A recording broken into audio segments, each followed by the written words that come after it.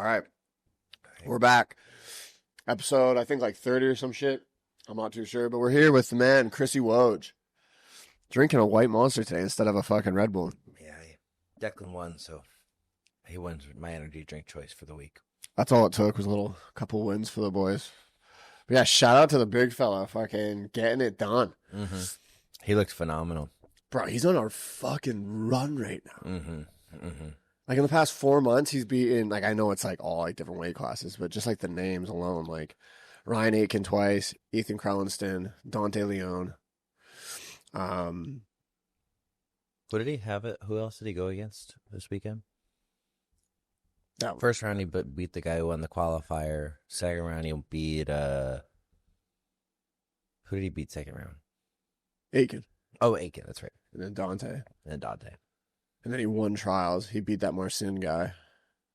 Yeah, he I mean, trials is like, he kind of killed everybody at trials, I think. Subbing Marcin is, he's good. He's a tough guy to sub. Yeah, he's fucking everybody. Also, CJI looked phenomenal. Did he compete before CJI? No, I think he did. No, he did. Yeah, he beat Felipe Andrew. Oh, that's what I forgot. That was like what kicked off the run, I think. What kicked off the run was beating Felipe Andrew, which is fucking crazy because like I remember saying Felipe Andrew, and there's so many no-gi guys who are like, "Who's Felipe Andrew?" Like in our gym, and I was like, pretty sure he's like a 3-time black belt world. Well, our gym doesn't appreciate like the gi legends who have come into our. You know, Hibamar was there the other day. Hibamar is like a multi-time IBJJF no-gi world champion. Really? He's medaled in the gi pans. He might have won the gi pans. Gi Euros, really good. And they disrespected him. No disrespect, but just like, who's that guy? Or like when Michael Liera came in, and Declan and I were starstruck. That was fucking retarded, dude. That was so funny. I had no idea who he was. He was a beast. And I just got him to come. I was like, do you want to come drill with us? I felt like I was the middleman for you guys to talk to like a hot chick. It was fucking hilarious. And then there was another guy who came in who was a gi legend. Gianni Grippo had this similar effect, but Gianni does more no-gi now, but he was like similar aura. I didn't know Gianni was part of like Marcelo's team back in the day. Bro, Gianni's been around competing since like he's I think 31, 32, maybe 30. I don't want to misage him, but he looks like he's 22. Yeah, he looks. But he's been competing since he was like 15 or something like that. Like since the kids divisions. Yeah, he's been around. He's been around for a long time. But I remember like he was with Marcelo and he was like Keith just beat him, right? Keith beat him in EBI overtime. Keith is really good in overtime, and then the EBI that EBI was a fucking good show. Keith has been around for a minute. Keith has been around for a long time. Well, he's another guy who started. I've never met Keith.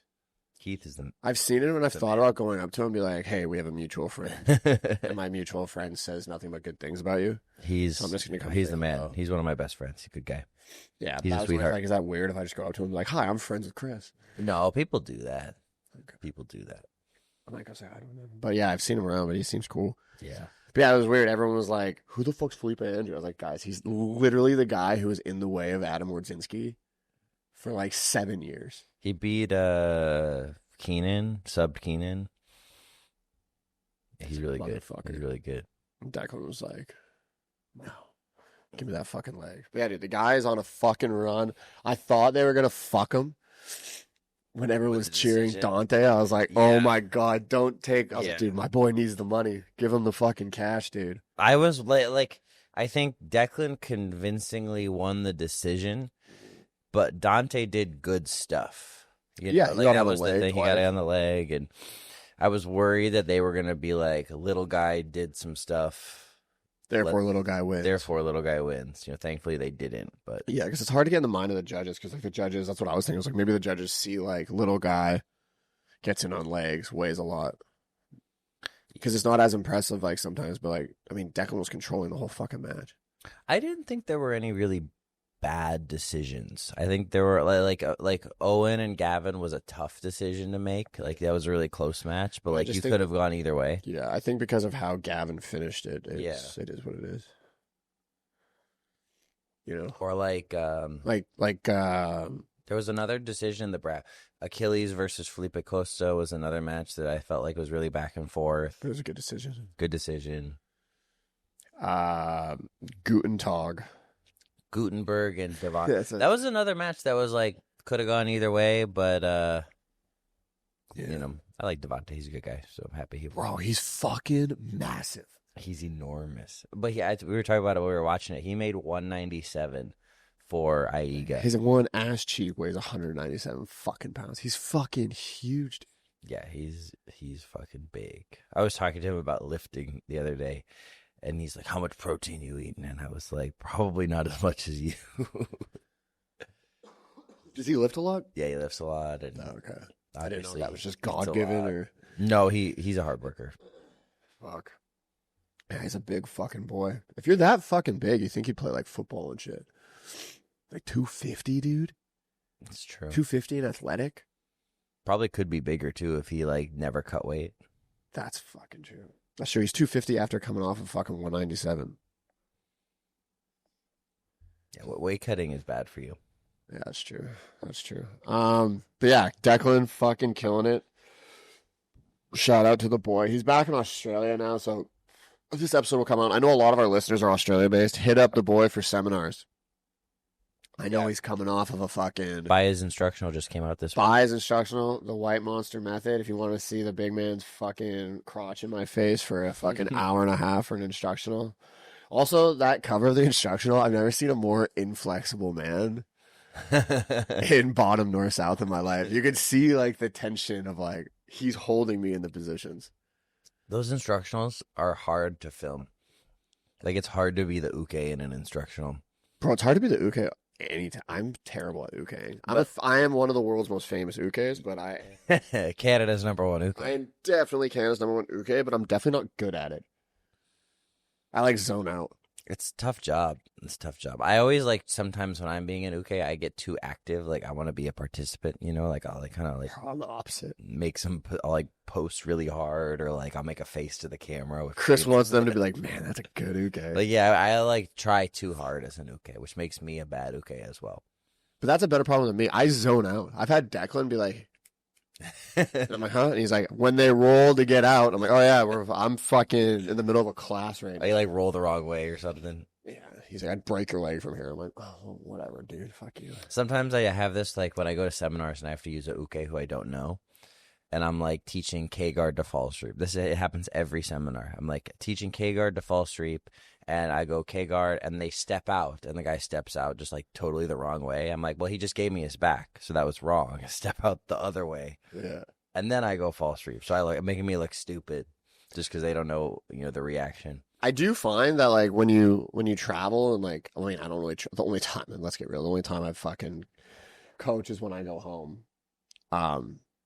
But like when you go home and like coach, because like I'm in like this weird place where like, I'm continuing to get better and then I go home, right? But like when I go home and coach, you're like, all right, who's a good uke in the room? And I kind of know who is, but like I'll grab one of their ukes, and when I go to like do the move before I teach it to everybody, his reactions show me, I feel like, are a good gauge of the level of the room.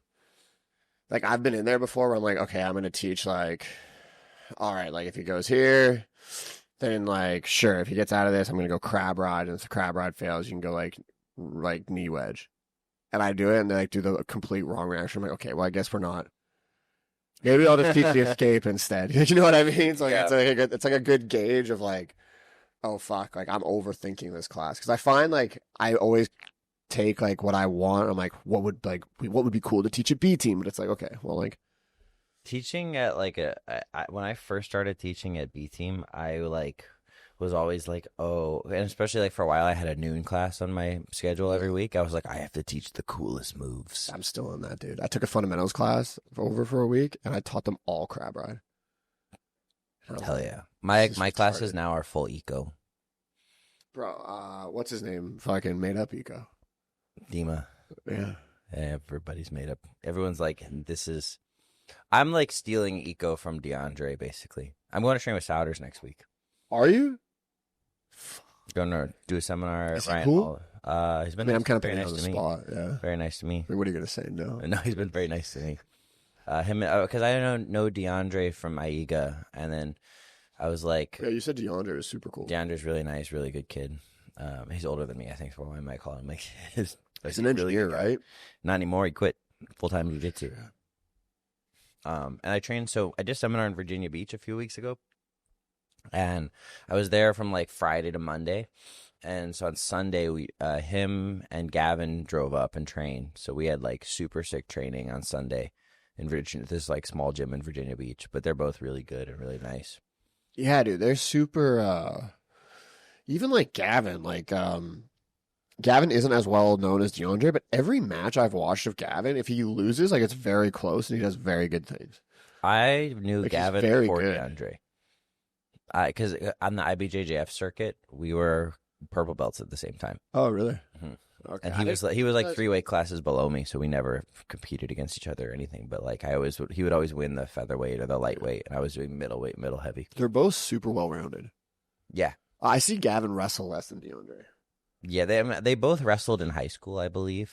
They're they were like Greg made them very good, but they were very good when they went to Greg. Yeah, like they I think they wrestled. They were black belts. They were competing very often. Yeah. They're not the best salesmen for the eco stuff just because they were very good before. It's like the guys who he's bringing up now who are like never did normal training. Those are the guys who are going to sell his program. DeAndre and Gavin are the guys who are just giving them attention, I think. But I still think it should sell it. I mean, I think eco is probably the best way for you to know what you're doing. I mean, I think the way that they're like, I mean, I get what you're saying, but like, I think the way they're trying to sell eco is like, Greg must know he's just trying to get clicks. Or even Demo, like, being like, there is no technique. And it's like, okay. Being so, or even, like, what's his name? Kevon? Like, they know what they're doing. Well, this is my... Like, obviously, there's a fucking technique. Yeah. You know what I mean? Like, saying something like you're making it super black and white is like, I mean, you see it in politics. That's why people, like, click on stuff. Like, the more black and white you can be, the more clicks you get. Yeah. I think the eco stuff, the problem that I have with it is that it is a really intelligent way to think about jiu-jitsu, but the way that people are selling it is so obnoxious. That's the problem with it, though, is because they're making it so fucking black and white that it's like, I'm almost embarrassed to say I agree. Because they're like, you're one of us. Yeah. It's like, but I also drill. Yeah. But like, it's like, the drilling is like very, like some people you drill with and you're like, you're giving such unrealistic reactions that this drilling is useless. Yeah. You know, so it's like, and that's what I've been enjoying. Like when I'm doing my classes now, I'm doing like kind of like the games that you and I do at noon class. I do those, and then I like make up like kind of use those to help me build the games that I'll do for the class. And that's been really helpful, I think. And the people who are coming to the class seem to really like it. But I wonder if like brand new people would like it as much. Like we were doing mount stuff. Brand new people are just excited. But the other thing too is like it's not the like specific training is not so embedded in the gym culture at B Team. So it's like I was teaching pinning. So we were doing all pinning and passing games on Monday, and it was like chest to chest, mount, finishing from mount, and then I look over and some people start doing leg locks. I'm like, and I was like, why are you doing leg locks? What part of this drill is leg locks? In our culture where it's like this is a guideline like I'm that just you gonna don't strap, and it's like that's not like you have to buy into the activity. You know, you have to be like, this is the skill that I'm working on, and I'm going to forego doing things that I'm maybe better at in order to work on this skill. I will say though, just to be devil's advocate though, it's tough for us to preach that because it's not like we buy in. We go and do our own things on the side of the mat. Right, but if we were doing like, but at the same time, you are world class. But if I was like, if brand new, okay. So if you're brand new, you should be buying in. Well, I think like when Demo was running the camps and we were doing base rounds to warm up every day. Yeah, we bought into We that. did it every day. Yeah. The problem is like the first camp. I mean, even the second camp, we were still doing the drills. You know, I worked a lot of bolos. So. That second camp was me boloing a lot with Declan. Like I feel like I don't know. I'm trying to decide how I feel about this because like if you think about like wrestling. Wrestling coaching is more advanced. Well, the thing is, like, just in general, you need a You need a structured practice For sure. in order to get better at jiu-jitsu. And I think a lot of people just show up and scrap.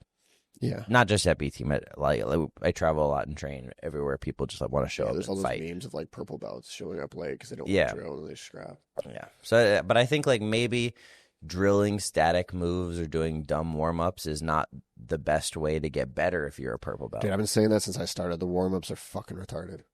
Warm-ups are dumb. Like, why the fuck am I doing this? But like, then devil's advocate on that is like wrestling culture. They do a lot of gymnastics, and wrestlers are way more athletic than people. Yeah, but they can actually do back handsprings. They're not doing shrimps. This is true. Shrimping is stupid. But like, I think if the warm-up was more like rolls, cartwheels, like doing things to make you a better athlete, that might be better than like fucking shrimping up the mat. For sure. And it's also tough, again, to be another devil's advocate, back and forth, but like, wrestling, you have people bought in, but wrestling is a sport where a lot of the time it's funded in school where you're here in coaching. So it's like, hey, fuck you, don't come on. Like, their program's going to be there next year. Like, you have to make the team. Yeah. Jiu-jitsu is a bunch of older people, like finance bros and guys who are white collar who want to get a blue belt are the guys who run our business. So they're paying to come in. So it's like, you can't expect, like, it's almost like, well, I'm paying to be, like, you can't be like, listen to me or leave, because they can be like, okay, well, I'm not paying you then. Like, you understand what I'm saying? But that's kind of, I think, the problem with a lot of people, because it's like people in jiu-jitsu are like, I want to train how I want to train, but I don't understand why I'm not getting better. Yeah, that's people who are retarded. But that's just life. But also, too, it's like, in jiu-jitsu coaching, there's not really a ton of, like, super smart coaches yet. So it's like, if you have part of the reason the Danaher guys are so good is because they all do what John says. And they have a culture where you have to buy into John. You have to do what John says, or you are not on the team. Any sports team, like, I think a big thing, like, if you look back, like, I mean, everyone always talks about this team, but like the 90s Bulls, like, who was that guy? Phil Jackson. Phil Jackson, they were so bought in on Phil. Yeah. Like, he was like God to them. Like obviously Michael was God to them, but the whole team was bought in on Michael and Phil. Yeah. Even to the point where Phil would be like, cool, I'll let Dennis leave for like a week. Go party and come back. Like, well, like when I was training in Chicago and Jeff was my coach, I just did whatever Jeff said I should do. Yeah. And I got so much better by doing that. And I mean, maybe I lost some matches because I was like too bought in on the system, but like I built a lot of skills from just like fully buying into that system for a while. Yeah, I feel like you do need to buy into somebody. You need leadership. It's hard to buy in on people when you're a fucking adult. It is. It's so hard. It's much harder than when you're a kid and you have like authority figures just put in front of you. Yeah. For sure. I have a problem with that. Like, I know like Damien and them were like, you need to like 100% agree with your coaches and all this shit. And I was like, no, dude. I was like, I'm not going to 100% agree with anybody. Like, I don't 100% agree with anyone. Well, like, I'll agree with them in jiu-jitsu. But I think it's weird. Like, some like different like skill sets work better for different people. So like for me personally, like I've been trying to do high step passing for 3 years since before I moved to Austin. I've done high step passing, studied instructionals. No matter how much I practice it, I think I hit it on Ben Eddy. I hit a high step pass. But other than that, I don't think I've ever used a high step pass in competition. I've never really been proficient with it. Like, maybe this is not for me. Bro, I was talking shit about it so much. I was like, bro, high step passing doesn't work. But Damien's actually really good at it. Damien's phenomenal. He's so good at it. Nicky Ryan's phenomenal at it. Yeah. Maybe. But like tripod passing. Ethan doesn't do it, No, because he doesn't like it. So it's like, and they all trained under John. So it's like, maybe, I was going to say maybe it was John who made them all good at it, but like Ethan doesn't do it. Nick Rod doesn't really do it. Nick Rod isn't really a fan. Nicky Ryan and Damien do it, but they're also lighter, Yeah. Whereas Joseph doesn't like it. Joseph doesn't do it. Declan does it a little bit. Not really. He does more like cross really step passing. Yeah.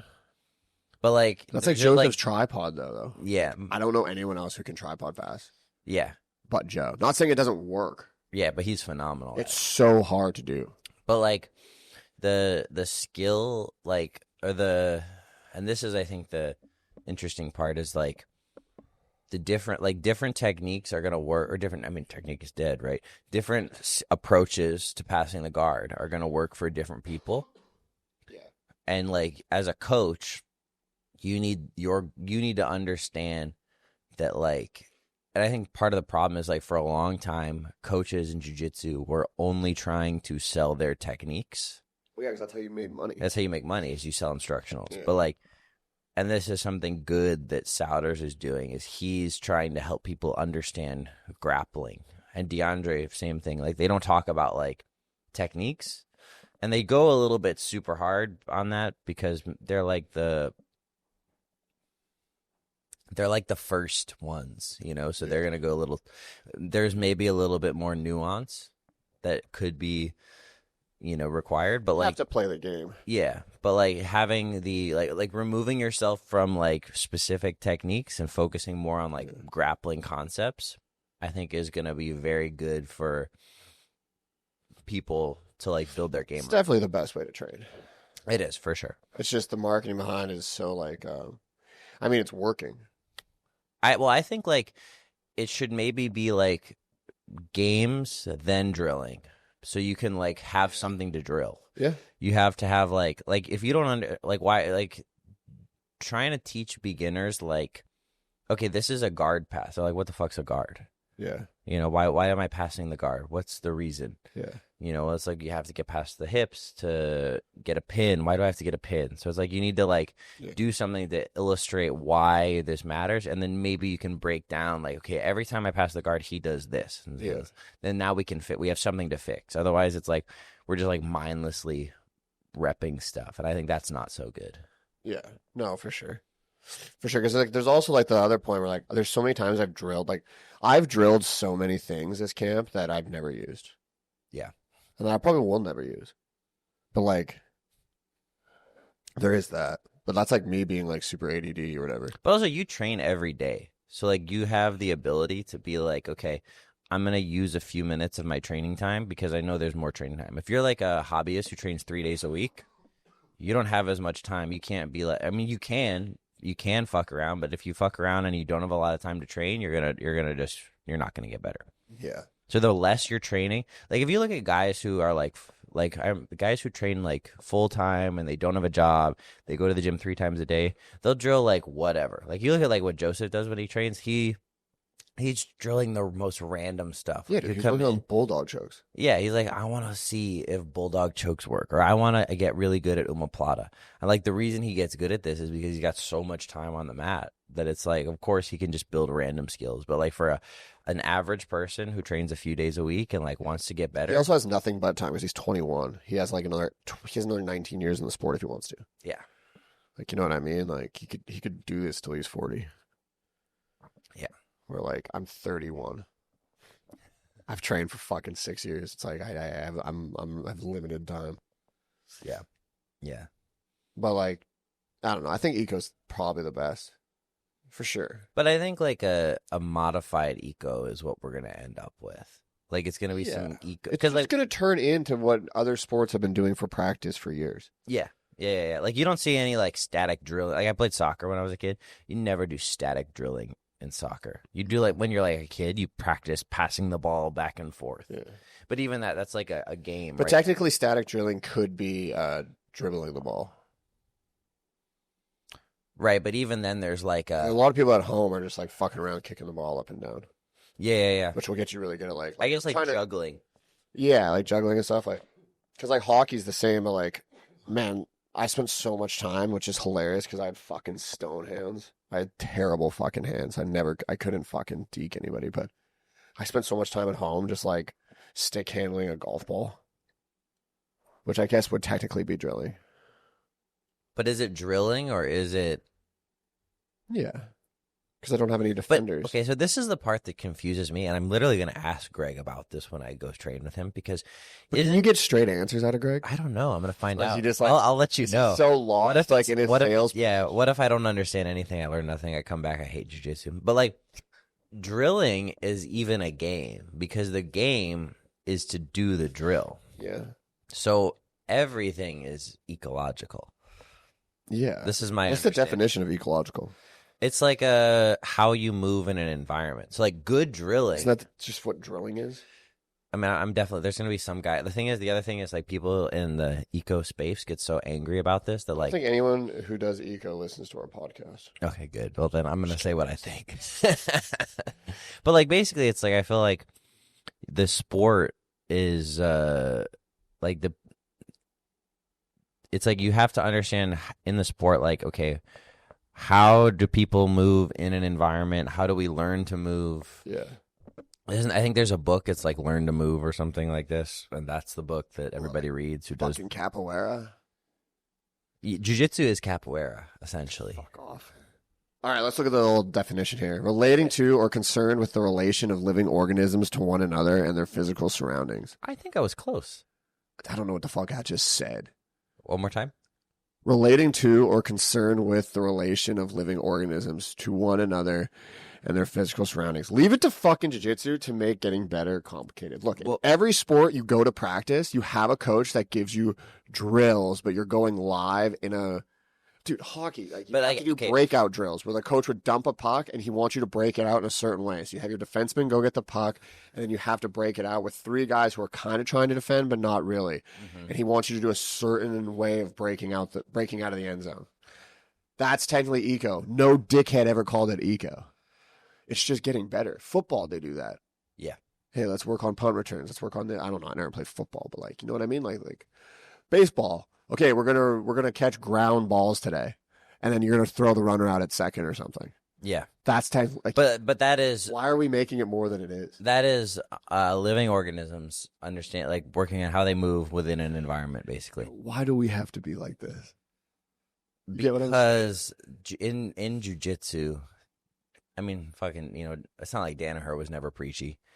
You know, super preachy. It's like every jiu-jitsu coach that's. I'm not saying Souders. I'm saying the us as a whole. I'm sport. Yeah. I'm saying the sport. Why are we? I'm in that sport. I guess when it really boils down to it, like I've written a lot of stuff with the Grappler's Diary about how to get better at jiu-jitsu. It's really the same. It's like if you show up to training and you have some sort of intention, you will get better. And the thing is, like, as you reach higher and higher levels, you have to be more specific with your intention to get better and better and better. Yeah, you have to pay more attention. So that's why at the highest levels of jiu-jitsu, we are so obnoxious. That's true. And you can't be obnoxious like other sports where you're buying Lamborghinis and Ferraris because we don't have that money. We don't have the ability to. So we have to pretend to be philosophers. Philosophizing is free. Yes. Because if I could buy a Ferrari, I wouldn't sit here talking about eco. I'd be like, sorry, Austin, not coming in today. Fuck, dude. That's hilarious. Dude, maybe that's it. Part of it is like it's just such a esoteric sport. Oh, big word. That it's like nothing really is like even like MMA. Yeah. If you are like a world champion in MMA, like if Gordon Ryan did MMA, yeah, Gordon Ryan would live a different life than he does if he does jiu-jitsu, just because the culture is different. Yeah. Jiu-jitsu is like a nerd culture. Wasn't he supposed to do MMA? Yeah, for a while he talked about doing MMA, but he started making good money doing jiu-jitsu, so he was the first guy to make good money. True. That is true. And I'm sure, I mean, I don't know. But like I just feel it like, I mean, he does he has lots of money now, and I get that, but like the culture of MMA is different than the culture of jiu-jitsu. So you're going to act different in that culture because living organisms learn to move. Also, I think it's because in jiu-jitsu, the only way to make money was to become a good coach. Like, you get to be a good athlete so you can become a good coach so you can sell instructionals. That's true. Right? So you have to be. So you have to, like, really, you have to sell to people that, like, I am this philosophy. I know lots of things. I'm very into. You can't just come out. Yeah, you can't just be like. Why do you think I wrote the Grappler's Diary? It's not because I wanted to write a book. It's because I wanted people to think that I'm smart. There you go. Like, you can't be like clip that. Like, who's a really talented football player? I mean, they're all talented. Okay, who's like? I mean, Ocho Cinco said some wild shit back in the day. Yeah.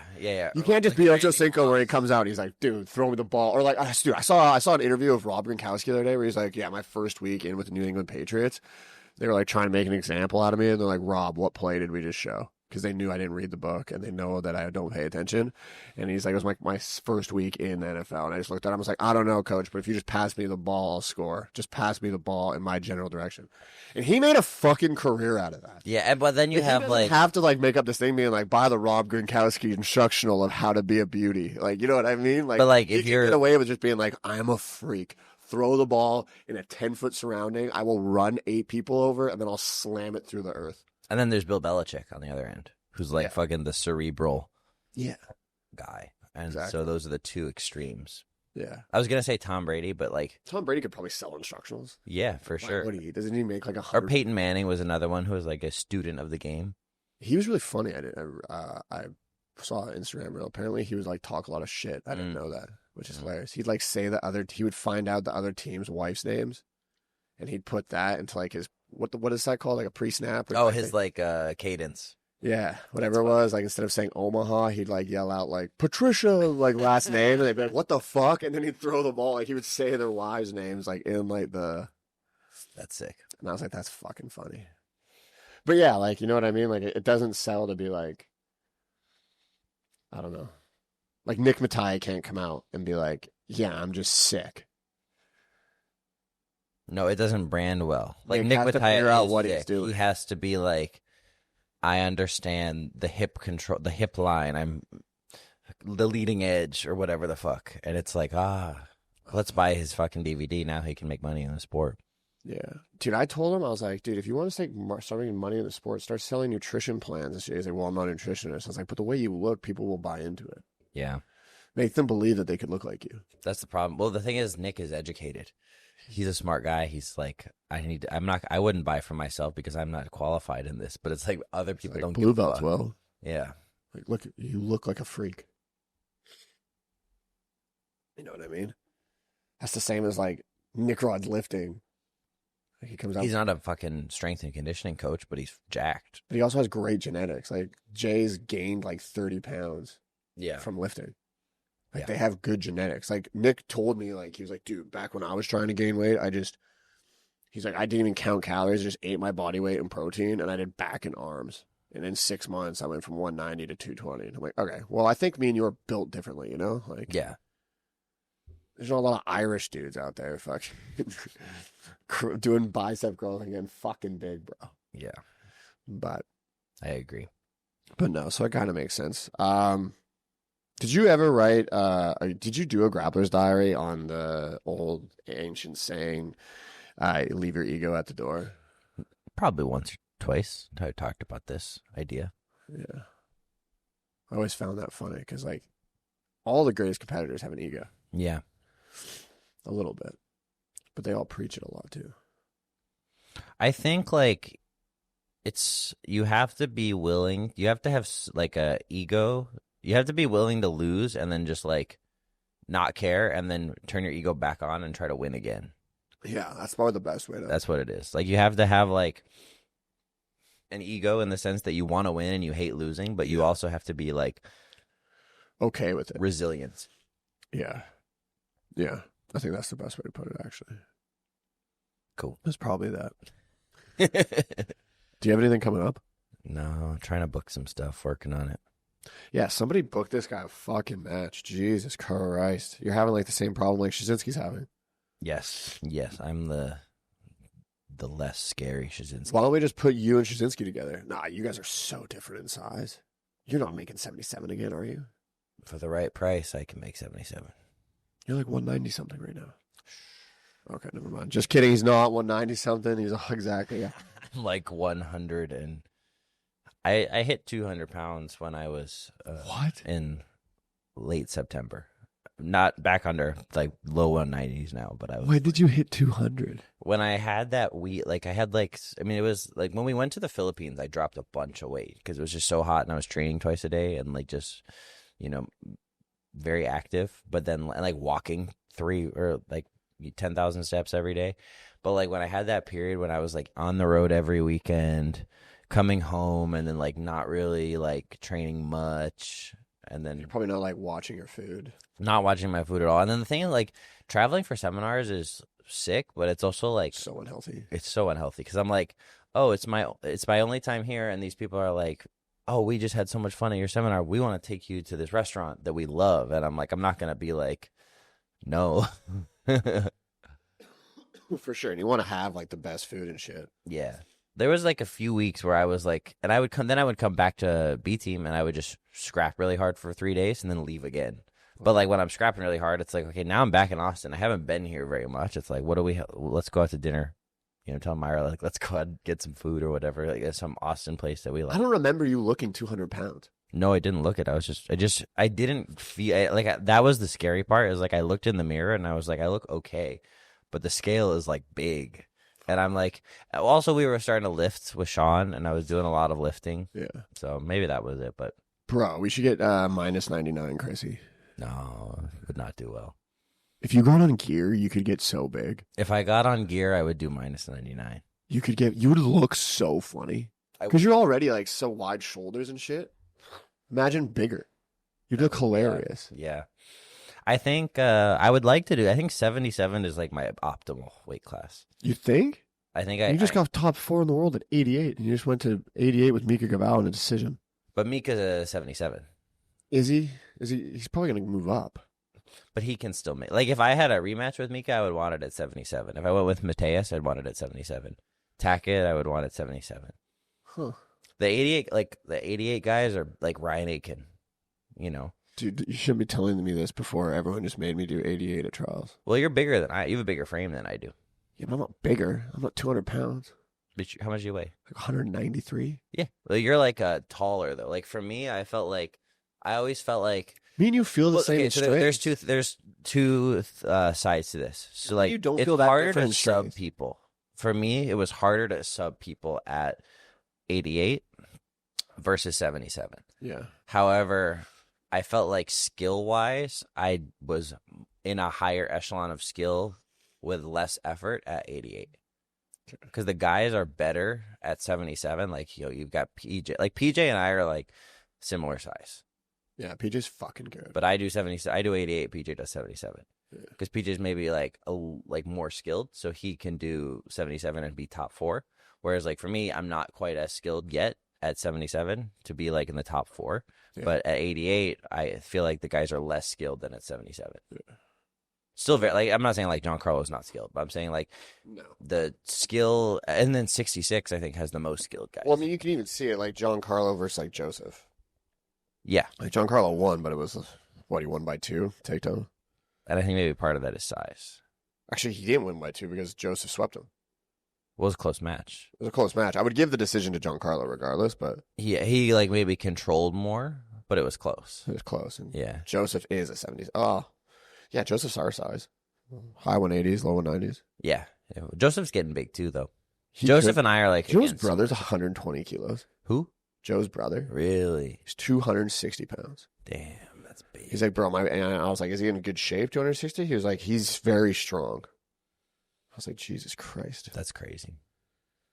But yeah, like Joe, I think, he also has like a style that works pretty much all weight classes. He's just fucking, I feel like once you get to like the top 3, you can probably be top 3 in any weight class. Like, I feel like there's easier routes to get to the top 10, but once you break into the top 5, it's going to be hard. You know what I mean? Like, I feel like it's the easiest to get into the top 10 at plus and minus 99 and then minus 88. Yeah. It's hardest to get into the plus 10 at 77 because there's so many 77s. I think 66 is even harder. Yeah, same with 66. But the top 3 guys, like look at all the top 3 guys in every weight class. Plus 99, what is it? Like Griffith, Rod, and Felipe Pena? Yeah. It's the same as minus 99. Big Dan. You put him in the top 3? At plus 99, yeah. Okay. He got bronze at ADCC. Okay, there. And then it's Kynan. Marigali. Pixley got 4th at ADCC. Who else was in the bracket? Who did Kynan beat in the final?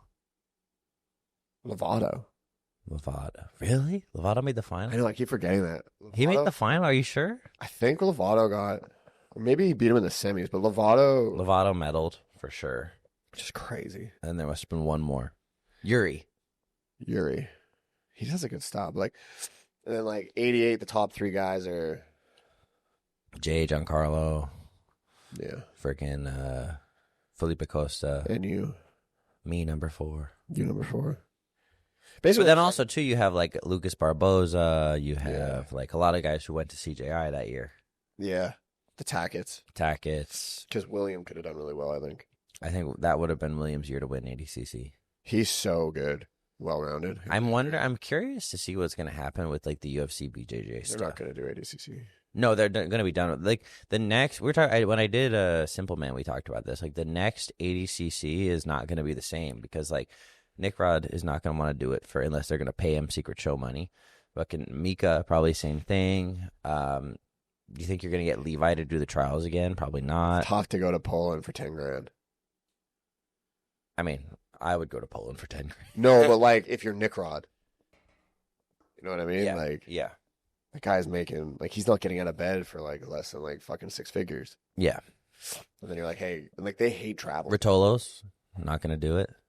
Yeah, they're not going to do it. It's not going to be as cool. Like the ADCC in Vegas, even the one at I think the last big one was 2020. They only really had one crazy one. 2022. Two, I would say.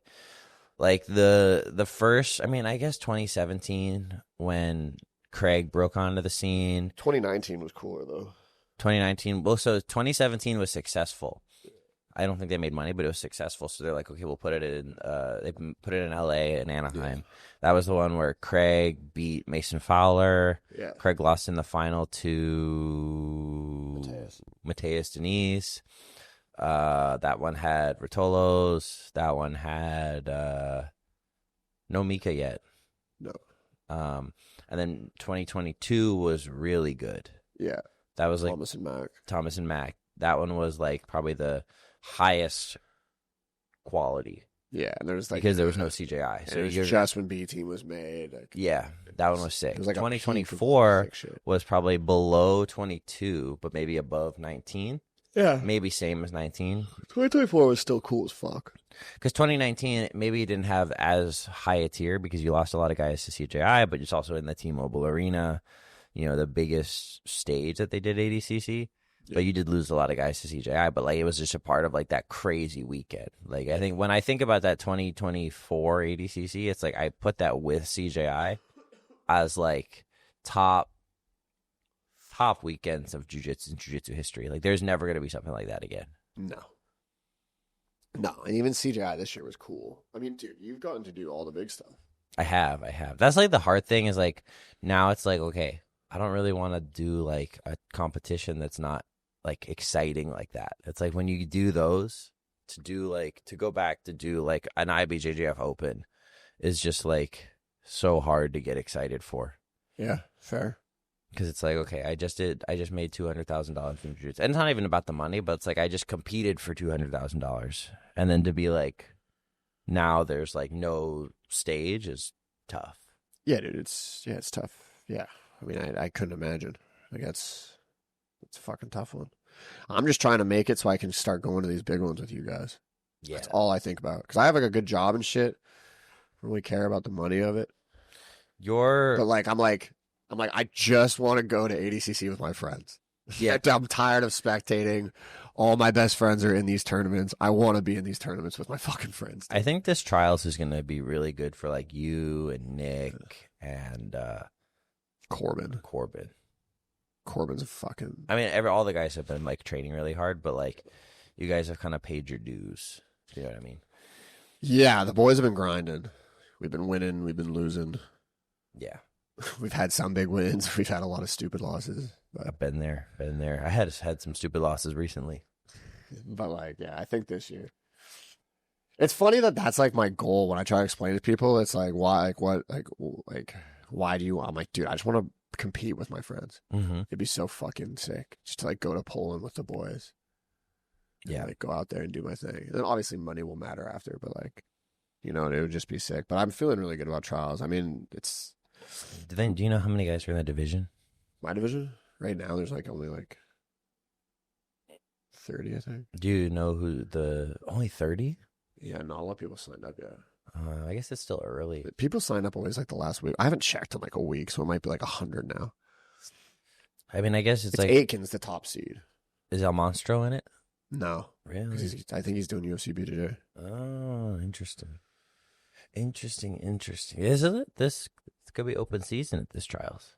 Yeah, unless I run into there's some guys from our gym who are fucking good though, like Jake Coleman. He can do really well. Jake is good.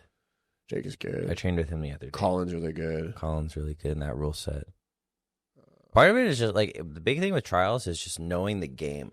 Like if you watch the trials, like if you rewatch the matches, there are so many guys who make stupid mistakes in close matches, and that's why they lose. Bro, we've been doing comp simulation every. More saying this just for the listeners, but every Friday, Saturday, we just do comp simulation, and I win so many rounds against people just by knowing the rules more than them now. Mm-hmm.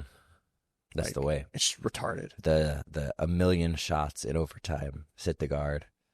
That's literally all I've been doing. I've just been watching your trials run and being like, oh, why can't I find East Coast trials? East Coast trials. Yeah. Yeah, it's funny. I'm basically just like, me and you have very similar, of the same attributes in jiu-jitsu. Different body types. Yeah. We love the straight ankles. It's the best. And our guard passing is body lock passing. Literally, that's what it is, bro. Obviously, you're way better at it than I am, but it's funny that's where me and you are trying to get to every time. My main thing that I'm trying to work on now is there's 76. No. 76, okay. And then bro, that's so much. Bro, when I did the trials last time, 200 plus guys. I don't know who this guy is. Roy Jimenez Jr. Is he the number 1 seed? Yeah. Ryan Aiken, Sam Poston. I know who that guy is. Anthony Robinson. He's fucking Shaggy. Shaggy's the man. He's cool as fuck. Shania DeMarco. Shania DeMarco's good. Nathan Haddad. Nathan's good. Dougie Schmidt, dude. Schmitty's seated number 15. I'm not even seated. Seeds don't matter. No, I'm not. 2022 trials, I was unseeded. Me and Brad Schneider are at the bottom of the list for seeds. Brad is really good. Well, Brad, I think he missed. Brad. Kellen Escamino is good. Kellen Sabino, sorry. But the 2022 trials that I did, unseeded, and I got 4th. There you go. Yeah, I think it's gonna be good. We got to tighten up some things in the next 2 weeks that we've been working on, but I'm excited. I also don't feel a lot of pressure going into this one. I feel like I've competed so much that's my worst fears of what if I lose first round? It's okay. My life literally doesn't change. Who gives a fuck? I feel like competing in jiu-jitsu tournaments can only really change your life for the better. And if the worst happens, like when I lost to Isaac, I was like, my life is over. I've lost a terrible match. And granted, there are a lot of reels of me getting armbarred on the internet, but it's fine for the most part. I still got some money. I still got to go to Kazakhstan and compete. Nobody who liked me, nobody stopped liking me because of that. Also, if your life changes for the worse because of a loss in jiu-jitsu, you need to get those things out of your life. It probably wasn't good for you anyways. Yeah, if somebody doesn't like you anymore because you lost in jiu-jitsu, they probably were eventually going to stop liking you anyway. Yeah, it's thank you for making this clear now. Yeah. You know what I mean? Yeah. Or I've never lost any friends because I lost. No, I called you right after the Isaac thing. Mm-hmm. Yeah. And then you didn't answer it. I just sent you a text. I was just I love it. And then I told you that don't get me wrong, I was pissed and I was devastated. I was devastated the way you reacted. I was like, oh no. That was a tough one. Chrissy. But I think it is good to have those losses because then you're like, okay, the worst happened and now it will it can't get any worse. It's like facing your biggest fears. Yeah. Right? It's good for you. Yeah. So and everyone forgets about it. Yeah. People only remember it when I bring it up. Usually. Maybe that's how we get you a match. Well, how? Tell Flo, be like, get Isaac. I would like to go against Isaac. They're not giving you anything else. I've decided also I'm never pulling guard again, so he's going to take me down. Okay, well, maybe with Isaac we pull guard. Okay. Anybody else but Isaac, I'm never pulling guard again. You go to Kimura, trap him again. Staying out. I think I got armbarred in 30 seconds. I'll get armbarred in 15 this time. You go to shoot on him. Bring it on. Yeah. Yeah. But I don't know, man. I mean, I mean, you're the highest paid athlete that weekend. Yeah, time on the mats. Time on the mats for dollars and cents. I did the math for you. I sent that to you in the text. I don't know if it made you happier or sadder.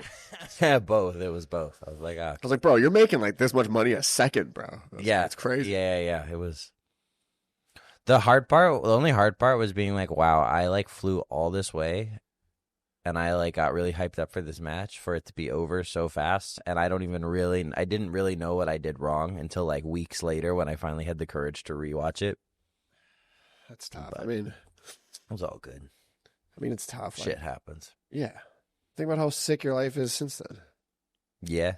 Like if that loss was what I had to take for us to win CJI, then fine. Fuck it, do it again. Like I remember, like Jeff used to always say, like about ref decisions, or like, and I think just in general, you can think about this. Like you're gonna lose sometimes when you thought you would win, and you're gonna win sometimes when you thought you maybe were gonna lose. It's like you're gonna take a bad loss, and then maybe the universe is gonna flip and be in your favor the next time. That is a very romantic and good way to think about things. This is you got to think about it a little bit. You have to be a little like romantic with the idea of like trying to get better, or else it gets so gloom. Like I used to be so black and white, and it was so depressing. But now I'm like kind of more like Jeff, where it's like what Jeff's saying, where it's like, man, like I think it's probably my time now. You know, I paid my dues. I'm here, and if it's not, it's not. It'll probably be the next one. You know what I mean? Yeah. Like, yeah. You have to think that like you have to believe that the universe is conspiring to make you. Have you read The Alchemist? So many people have told me to read the book. Read the book. I own the book. It's sitting on a bookshelf full of other books I've never read, but I look at. It's a good little book. It's like one of the main quote is that's like, a big book for your boy. It's a little book. It's a big book. It's got big text too. Fuck you. But it's like the idea is like that the universe is conspiring to, like, if you have a dream, the universe is conspiring to help you achieve it.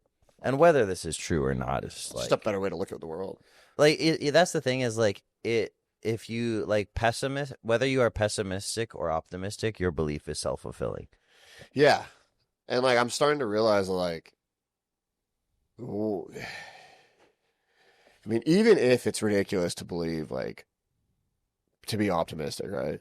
And like you're gonna be wrong sometimes. Yeah. It's probably a lot happier way to go about life.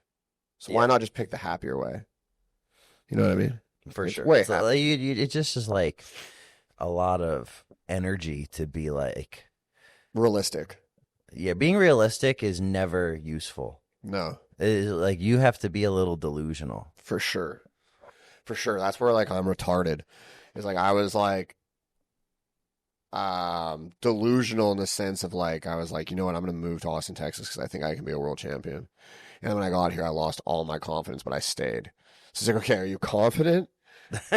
You're a confident. You did a very confident thing, and then you're like, fuck this. Yeah, dude. Like, it's so fucking stupid. It's like, well, that's just retarded to be delusional and pessimistic at the same time. So now I'm just like delusionally and like trying. I don't want to be a cunt, but like I'm definitely more optimistic about like, you know what, like I'm pretty good. But you're supposed to be tested. Your confidence is like your faith. It's supposed to be tested. Ooh. You know? Chrissy Road. If it's man of the cloth now? Wait, does that mean God? I don't know. I'm not like a super religious person, but I just think like if you are gonna like do something like daring, like trying to be like take a chance and believe in yourself, you have to bet that like you're gonna be tested and question yourself along the way for sure. Yeah, bro. I don't know if I've said this on the pod yet. I was down bad. Like probably, I mean, everyone knows. Like everyone who's been training with me, I was down bad. Like last year, I just kept losing. Mm-hmm. I kept losing. And I was like, what is happening? And I turned to Nick Rod. I turned to the Nick Rod book club because I was down bad. Mm-hmm. And he gave me this one book, and it's about like manifesting and like basically like the fucking secret. Oh yeah. And the last time I saw what the secret was when my mom was going through a divorce, and I was like, what the fuck are you giving me this fucking book for, dude? But in it talks about like, hey, you might as well be religious because like it's a better way of thinking about life. I struggle with being religious. Same. Like I was not raised. I think part of it is I wasn't raised religious. I was raised in it, but dude, even when I was a kid in Catholic school, I'd ask too many questions. Teachers would kick me out of the room. That's like one thing Myra has been really good for me for. She goes to church and her parents were pastors. Yeah. So like we go to church sometimes And I was like never religious, but I'm like, I get it. It's like, sweet to go. It's nice. It is nice. It's like oh, this is very wholesome, and everybody's like happy and like trying to be better. And it's like, yeah, I feel like it's the super churches that fuck it up for everybody. This is the thing with me with churches. I'm like, I like church. I go to church. I don't really like. I'm like, oh, this is good. Everyone's like trying to be positive, and then they're like, yeah, and fuck the gays, and I'm like, hold on, yeah, like easy. Like, why does that guy matter? I'm like, what? Like, we were just talking about self improvement, and then now you have to make it about like hating, or like they're like any religion that's not our religion is wrong, and I'm like, but you were saying such good things. Like, you guys, you realize you're the same. Like, it's like they're saying that about you. Yeah, but have you ever seen? I've been watching the show Midnight Mass. Have you ever seen this? No. It's like a spooky kind of like I watch it around Halloween. I don't watch scary shit, bro. It's pretty scary. But but it's like about like this little island in the middle of nowhere, and the people are very Catholic on the island, and they like crazy Catholic people could be so scary. Crazy Catholic people are super crazy. The Crusades, dude, crazy. So many people died, but like. The show is like about like, okay, this religion, we're these religious people, we think we're better, and then there's like an angel's what they say, but it's a vampire, and he gives the one guy eternal life, but turns him into a vampire. Yeah, and then he starts telling everyone else that like this is what you have to do to like be closer to God, and look at our angel, but it's this like scary vampire who like kills people, and then they come back, but it's like. That's kind of then they like hate the Muslim guy because he's not about it, because he's like, this is fucked up. That's a vampire, he's right, but he's right. Fuck, tough luck, dude. So, yeah, I don't know, like but it almost sold me because I started reading those books, and then I'd have crazy anxiety for matches where I just freeze up and like not do anything in the match, and then I went out to do a match and I was starting to get that anxiety in the next tournament when I started reading all this stuff, and I remember I was like, fuck it, I'm gonna try it. And I was sitting on the side of the mat, and I was like, whatever. Like, whatever God's way is, it is what it is. Like, I throw it up to him. If he wants me to win this, I'll win. If he doesn't, I won't. And it's out of my control, so fuck it. And I went out, and I fucking murdered everyone. And I looked the best I looked up to that date. Which tournament was that? In tournament. It was like some IBJJF Open. I hit like a crab ride to like a fucking wrestle up, and I leg locked some other dude in like 10 seconds. I just looked good. And then after that, I was like, you know what? I looked at Emily. I was like, I prayed before this, and I won. So guess who's going to church? And she's like, I fucking hate you. I think you missed the whole point of it. Well, so I've been working with a mindset. Then I realized like maybe it's just like having that thought of just like whatever it is, like the universe or God or whatever. But like the outcome's gonna be the outcome. So this is I've been working with a mindset coach since before CJI, and the main thing that I took away from it is surrender the outcome. Yeah. So you have to just like let the outcome be what it's gonna be, and then you will I'll put too much weight on it. Then and just focus on the performance, focus on this like doing the skill. Yeah. And give your best in the skill, and the outcome is what it's gonna be. And like if you look at like a lot of great athletes, like you look at like Penn State wrestlers or like the Penn State wrestlers are the example that comes to mind, because it's like if you look at these guys, they're like super good wrestlers, but Penn State is not known for having the hardest training room. No. Or like having the Cale Sanderson's not known for being the strictest coach. No. You know, they're more like focused on the performance and the process of like getting better. And for an athlete, that's like over 4 years of college, not over like 1 year. This is your only year to be. Yeah. It's like more focused on being a better version of yourself than it is being a better athlete. Yeah. And then eventually you will, win or you will lose. And either way, it's fine. Yeah. And it fucking works. Yeah, it works. Because you remove, it's like resistance. Like The War of Art by Stephen Pressfield is a good book about like creativity. Yeah. And like what he talks about is like resistance. Like the more you try to force creative work, the less creative you will be. Yeah. And it's like, it's kind of preachy, like no, kind of pretentious, but like it's also true. So fuck anybody who says that. Even if it is preachy, like I used to think it's preachy, and now I'm buying into it, because guess what? Being pessimistic and got me a lot of losses, and then like you can get beaten into the ground, and finally you're like, might as well be optimistic. Yeah. And guess what? When you're optimistic, things start going better. Yeah. I've had a way better season this year. Yeah. Than like last year. You know what I mean? And I'm fine with losing more, because it's just like whatever. Like I'm trying to get better. Good. Like it's probably gonna take me some time. Yeah, it's a process. But all right, that's an hour. I have to do some ad reads. Well, not really. Shout out to Choju Life. They're the best. Use code White Monster Podcast or White Monster. It's one of it. It's in the link in the bio. Shoju's really good. Owned by jiu-jitsu people. Pat and Roman. They know what they're doing. One of them used to train at Legion. One of them trains at John Donner. So they're smart fucking guys. Support jiu-jitsu athletes who are entrepreneurs. It is raining in here. Shout out to Adapt. They're coming out with some cool new shit. Use my code for that. Shout out to NXR Tiling. I said it once. I'll say it all the fucking time. Mark Moody is the man, and the dude knows how to tile. All right? There's no good tradesmen anymore. You gotta show respect where it's deserved. You're in Australia, get Mark Moody on the job. Shout out to VHTS. I got a new sponsor. New sponsor of Chrissy Woj. Fashion, Chrissy Woj. Do you have a discount code? Or do I do don't yet. Be on the lookout of that. Shout out to Grappler's Diary.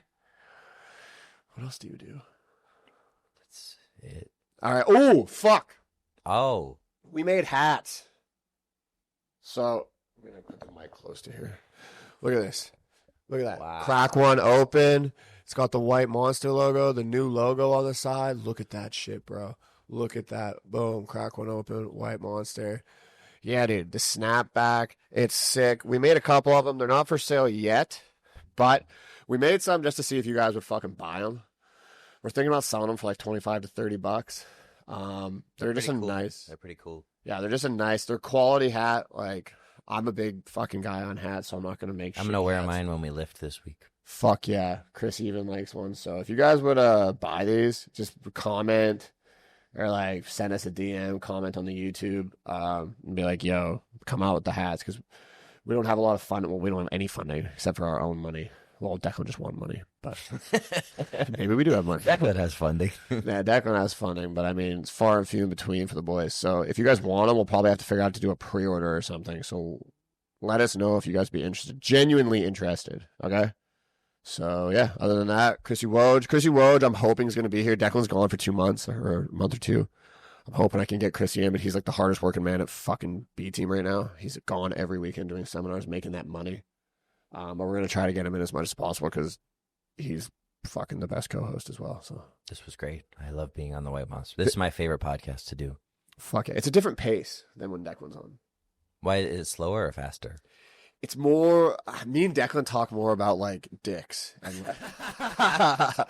checks out and like retarded shit. I mean, you're like, you're a smart guy. I could talk about dicks as well. I just choose not to. Yeah, my theory about how you're probably the most hung guy at BT. All right. We'll end on that. Yeah.